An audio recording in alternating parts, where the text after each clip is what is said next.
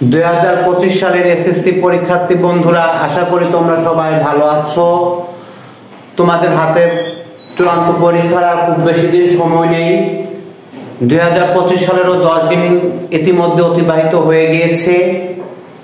তোমাদের এই সময়টা খুবই গুরুত্বপূর্ণ।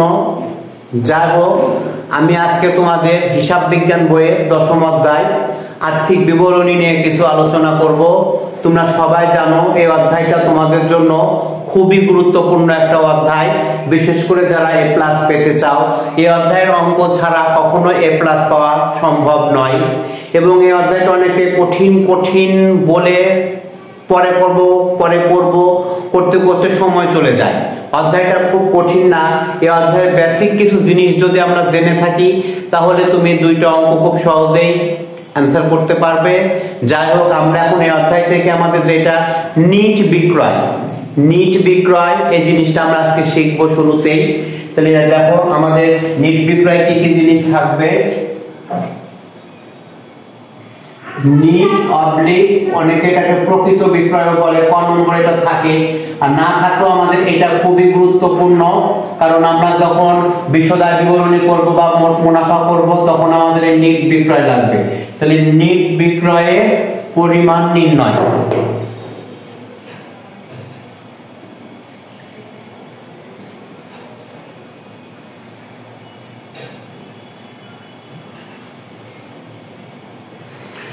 নিট বিক্রয়ের পরিমাণ নির্ণয় দেখো আমাদের কি কি থাকবে। এই হচ্ছে আমাদের নিট বিক্রয়ের পরিমাণের ঘর। খুব সহজ একেবারে নিট বিক্রয়টা। বিবরণ টাকা।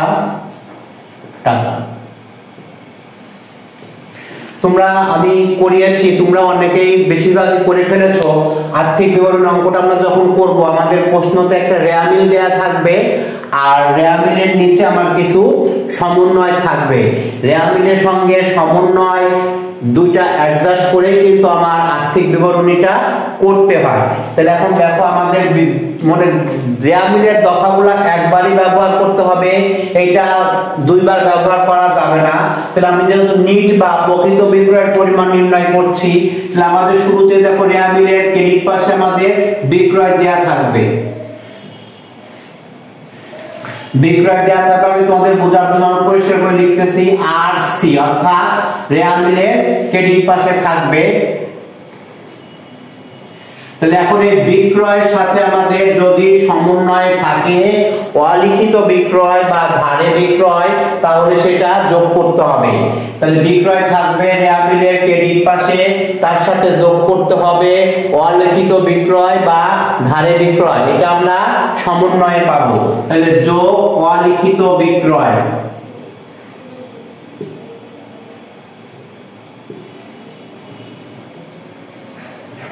অথবা ধারে বিক্রয়টা তোমরা যা থাকবে তাই লিখবা। তাহলে এটার সাথে এটা আমরা যোগ করে দিলাম।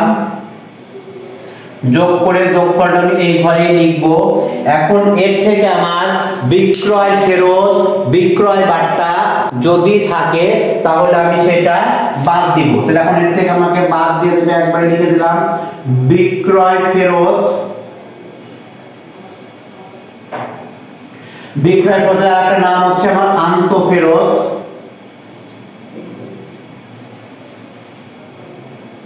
এর থেকে আমি বাদ দিব বিক্রয় বার্তা। এখন আমার একটা অঙ্কের ভিতরে এত কিছু কিন্তু থাকবে না, জাস্ট আমি পুরো ফরম্যাটটা তোমাদেরকে দিয়ে দিলাম। এখন আমি এই পাশে টাকাটা লিখে ফেলবো। এইটাই হবে হচ্ছে আমার নিট বা প্রকৃত বিক্রয়। প্রশ্নে যা থাকবে তাই, নিট অথবা প্রকৃত বিক্রয়।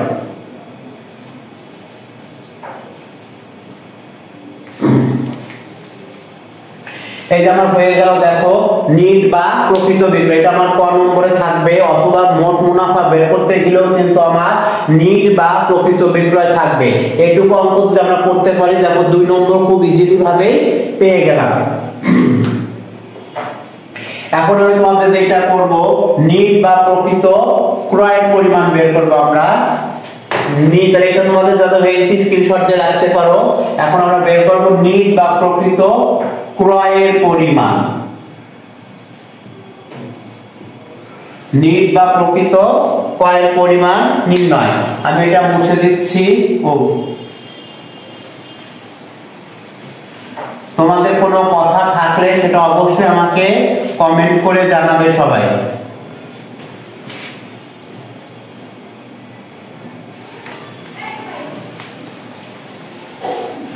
এইখানে আমার টাকার ঘর আমি 3টা দিব।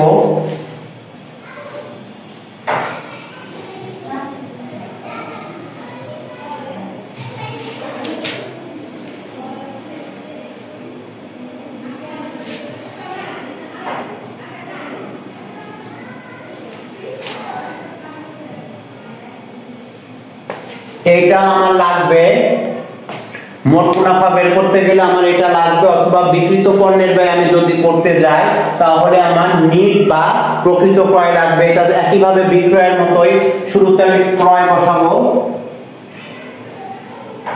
এখন এই ক্রয়ের সাথে দেখো আমাদের যদি ফেরত থাকে, অলিখিত ক্রয় থাকে, সহজ কথা ক্রয়ের সাথে আমার কোনো কাজ যদি থাকে তাহলে টাকাটা আমি 1 নম্বর করে লিখব। এর সাথে আমি যোগ করব অলিখিত ক্রয়,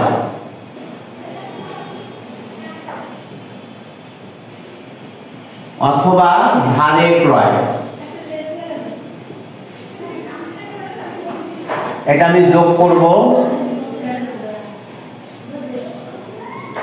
এখন এর থেকে সেম আগের মতো আমি বাদ দিব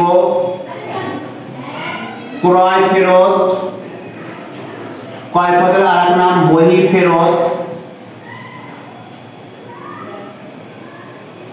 ক্রয় বার্তা থাকলেও বাদ দিব। ক্রয় ফেরত বহি ফেরত এই দুইটা আমাদের সমন্বয়ও থাকতে পারে, আবার রেয়া মিলেও থাকতে পারে, এটা দুই জায়গাতেই থাকতে পারে।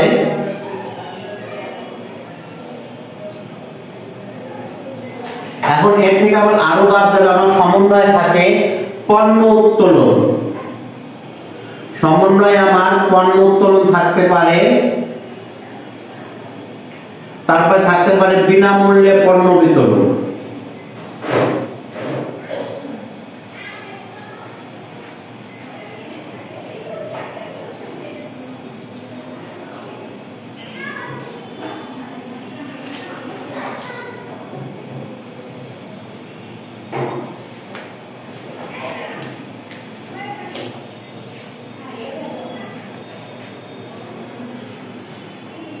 নিট ক্রয় ছাড়া আমার নিট ক্রয়ের ক্ষেত্রে দুইটা ঘর হলেই হবে, এটা আমি মুছে দিচ্ছি। আমি বিক্রিত পণ্যের ব্যয় আমার হচ্ছে 3টা ঘর লাগবে। তাহলে এই হচ্ছে আমার নিট ক্রয়। দেখো তোমরা একটা স্ক্রিনশট দিয়ে রেখে দাও, তোমাদের কাজে দেবে। তাহলে আমার নিট বিক্রয়, নিট ক্রয় দুইটা হয়ে গেল। তার মানে আমার আর্থিক অবস্থার বিবরণীর যে আংশিক, বিশদায় বিবরণী বা মোট মুনাফার অর্ধেক আমি প্রায় শিখে ফেলেছি। এখন আমি যেটা শিখবো বিক্রিত পণ্যের ব্যয়। এই বিক্রিত পণ্যের ব্যয়টা তোমরা যদি পারো তাহলে 10 নম্বর আমাদের শেষ হয়ে গেল, কারণ বিক্রিত পণ্যের ব্যয় শিখলে আমার বিশদায় বিবরণীর অর্ধেক শেষ। তাহলে নিট ক্রয়, নিট বিক্রয় আমাদের শেষ। এখন আমরা করব বিশদায় বিবরণী। তোমরা এই নিয়মগুলো শিখো, কালকে আমি অঙ্ক হয়তো ধরবো এটা নিট ক্রয়, নিট বিক্রয় আর বিশদায় বিবরণী। এখন আমরা করব হচ্ছে বিক্রিত পণ্যের ব্যয়।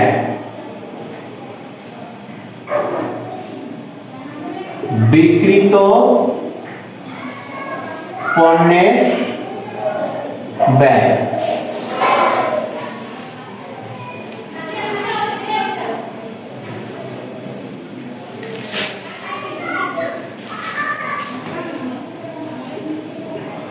বিবরণ টাকা, টাকা, টাকা। এটা আমাদের খুবই গুরুত্বপূর্ণ একটা অপশন, যে বিক্রিত পণ্যের ব্যয়। বিক্রিত পণ্যের ব্যয় পারলে আমাদের অর্ধেক বিশদায় বিবরণী হয়ে যাবে। দেখো বিক্রিত পণ্যের ব্যয়, বিক্রিত পণ্যের ব্যয়ের ভিতরে আমার যেটা শুরুতে আসবে প্রারম্ভিক মজুত পণ্য, প্রারম্ভিক মজুত পণ্য। অথবা মজুত পণ্য 1 তারিখে। যদি এইটার সাথে আমার সমন্বয়ে কোনো কাজ থাকে তাহলে 1 নম্বর ঘরে, না হলে 2 নম্বর ঘরে। এখন এখানে খুব একটা কাজ থাকে না, একটা থাকে যে প্রারম্ভিক মজুত পণ্যের ভিতরে মণিহারি অন্তর্ভুক্ত আছে। মনে রাখবা কোনো কিছুর ভিতরে যদি কিছু অন্তর্ভুক্ত থাকে তাহলে তাকে বের করে নিয়ে আসতে হবে, আর বের করা মানে কি করতে হবে, আমাদেরকে বাদ দিতে হবে। আমি ধরে নিলাম যে আমার সমন্বয় আছে, তাহলে আমি এখানে লিখলাম এখন এর থেকে বাদ মণিহারি।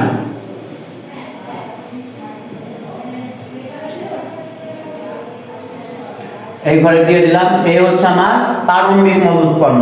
এখন এর সাথে নিট ক্রয়, অলরেডি নিট ক্রয় আমরা শিখে ফেলেছি, তাই আমি এখানে নিট ক্রয়টাই লিখব। আর তোমরা যখন অঙ্ক করবা যদি আমাদের পথে না থাকে যে নিট ক্রয়টা বের করে নিতে হবে। এখন আমার আসবে হচ্ছে ক্রয় সংক্রান্ত খরচ। ক্রয় সংক্রান্ত খরচ দেখো তোমরা ক্রয় সংক্রান্ত খরচ আমরা কি কি শিখেছি, ক্রয় পরিবহন,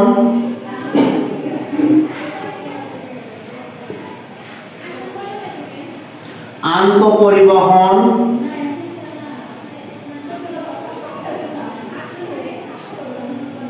অর্থাৎ শুধু পরিবহন থাকলেও আমার আসবে।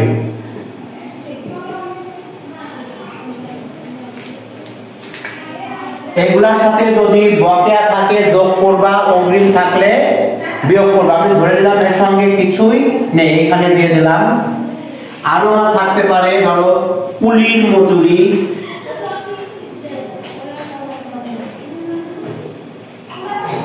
ডক চার্জ, জাহাজ ভাড়া,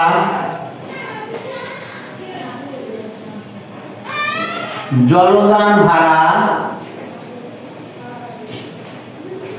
তাহলে এইগুলা হচ্ছে আমার। আরেকটা জিনিস খেয়াল রাখতে আমাদের প্যাকিং খরচ। এই প্যাকিং খরচটা নিয়ে কিন্তু বেশিরভাগ ছেলেপেলেদের মাথার ভিতরে যদি প্যাকিং খরচটা থাকে গরমিল লেগে যায়। যদি আমাদের বিশেষ প্যাকিং খরচ থাকে, বিশেষ প্যাকিং খরচটা আমার বিক্রিত পণ্যের ব্যয়ের ভিতরে আসবে, আর শুধু প্যাকিং খরচ থাকলে সেটা আমার পরিচালন ব্যয়ের ভিতরে যাবে। বিশেষ প্যাকিং খরচ, বিশেষ খেয়াল রাখতে হবে, বিশেষ প্যাকিং খরচ। বিশেষ প্যাকিং খরচ থাকলে আমার সেটা বিক্রিত পণ্যের ব্যয়ের ভিতরে আসবে। তাহলে আমার বিক্রিত পণ্যের ব্যয়ের ভিতরে 3টা জিনিস যোগ হবে, খেয়াল রাখবা। নাম্বার 1 প্রারম্ভিক মজুত পণ্য, নাম্বার 2 নিট ক্রয়, নাম্বার 3 ক্রয় সংক্রান্ত খরচ। ক্রয় সংক্রান্ত খরচ, তাহলে এই 3টা জিনিস আমরা যোগ করে সমাপনী মজুদ থাকলে সেটা আমরা বিয়োগ করব, বা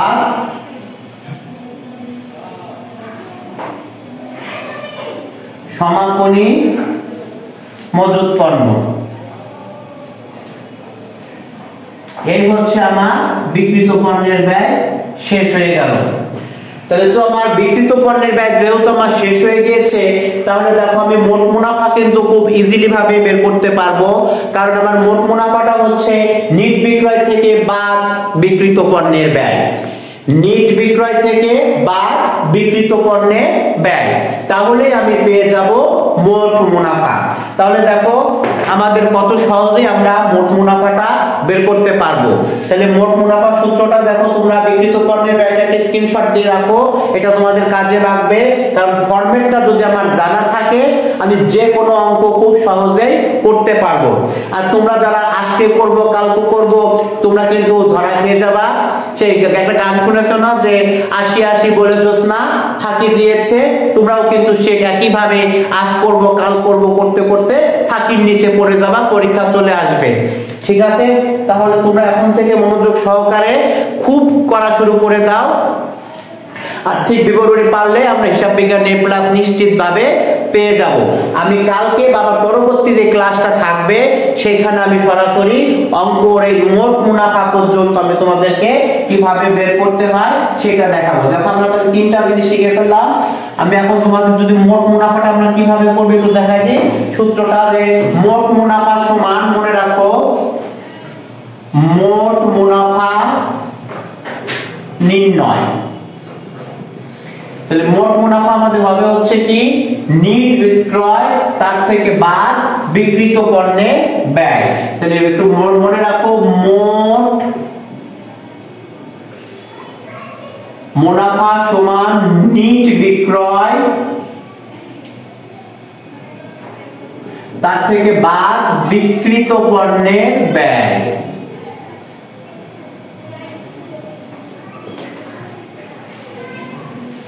তাহলে আমার মোট মুনাফা পেয়ে গেলাম। তাহলে আমাদের মোট মুনাফা পেলে আর থাকবে কি নিট মুনাফা আর আর্থিক অবস্থা বিবরণী। তাহলে তোমরা যারা বলো যে খুব কঠিন অঙ্কটা, কোথায় অঙ্ক কঠিন আমি তো দেখতে পাচ্ছি না, তোমরা একটু মনোযোগ সহকারে পড়া শুরু করো, আশা করি পেয়ে যাবা। মনে রাখতে হবে হিসাব বিজ্ঞানের ভয়, করতে হবে জয়।